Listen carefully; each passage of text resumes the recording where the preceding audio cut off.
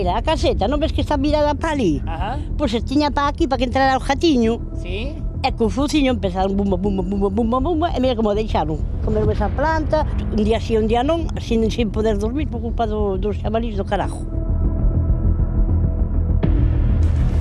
Pois este é o día a día dos veciños de Sada por culpa dos xabarís. Eles salen da casa e non saben o que se van a topar, porque agora os xabarís métenselle nas súas propias fincas a fozar e a remexer todo o que ven, pero tamén fozan por todos os xardíns e ata, xa os vimos aquí moitas veces, cruzan as rúas sen medo a ningún coche nin a ninguén que os pare. Son os xabaríns que están constantemente convivindo cos veciños de Sada, que xa din que a pouco máis teñeno que tomar con humor porque son uns veciños igual cos demais. Bueno, xa vistes o que di Mons, É que esta veciña de Sada di que aos seus 70 anos nunca tal viu, porque ten 6 porcos bravos, 6 xabarís que lle entran directamente na súa finca, ata a porta da casa, non é que os vexa pola rúa. Vanlle a casa, Mons está desesperada, colle o seu teléfono móvil, grábaos, bérralles, insúltaos, pero os xabarís dalles absolutamente igual. Mirade, Mons está tan desesperada que colleu un somier e unha bombona de botano e intentou facer un peche a ver se así asustaba os porcos bravos. Que credes que fixeron? Fozaron todo, entraron como se nada, mirade. Manolo, creo que en Sada o xabarín está cebándose coa xente, ou que? Pois, francamente, esa é a verdade, non? Temos unha veciña aquí en Riobao que está desesperada con eles. Noite sí e noite tamén lle veñen á porta, entranlle no xardín e fanlle comenlle a comida dos gatiños.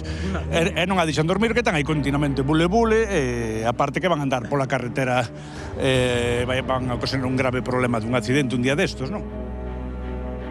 Monse, que tal, por días? Dixeronme que tiñas un problema gravísimo co xabarís, non? Os xabalís si non paran de vir aquí, e a veces veñen 6, mira, entran aquí, porque o portal rompeume, puxen isto, entraron, pero entraron igual, levantou, como levantou eso, entrou e depois non podía salir. O xabaril levantou o somier e quitou a bombona de butano? Si, tirouna, ese levantou por aquí. E colouse, pero despois isto baixouse, non podía salir, e dixen, porque non vou a salir a quitarlo daí. A ver, tes aquí unha caseta, un carretillo, isto non estaba aquí. Mira, a caseta, non ves que está virada para ali? Pois se tiña para aquí, para que entrara o jatiño. Sí? E co fuciño empezaron bumba, bumba, bumba, bumba, bumba, e mira como deixaron. Comeron esa planta, un día sí, un día non, sin poder dormir por culpa dos xabalís do carajo. Pero a que hora che entran os xabarís? Depende, veñen ás 2:30, ás 12:30, outro día viñeron máis temprano. Cando os ves tan preto... Sabes que lles dixo? Salí de aí, además fajo ruido con unha cacharra, pero eles ni nada, quedanse aí, de frente, mirándome así. Vas facer o que lle faz o xabarís pola noite. Imos reproducir o momento real do que fai Monse cada noite cando chega o xabarís. Monse, por favor. A comer a outro sitio, veña, fora!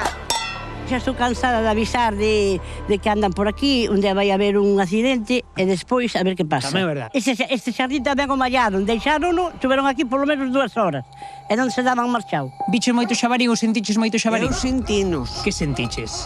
De noite a tocar os dentes. É que eu hasta aí teño medo, porque se vou a Sada e mos encontro alá por abaixo, que é por onde máis andan, pois xa me diredes a mí. Debeulles gustar, hai que facer un hotel de xabarís, vale? No, que Sada é un destino turístico moi importante para a xente e para o xabarís. Vamos falar co Xabarín Clube.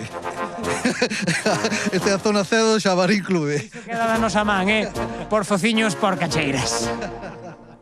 Compañeiros, a invasión do xabaril continúa. Aí, hoxe a tarde.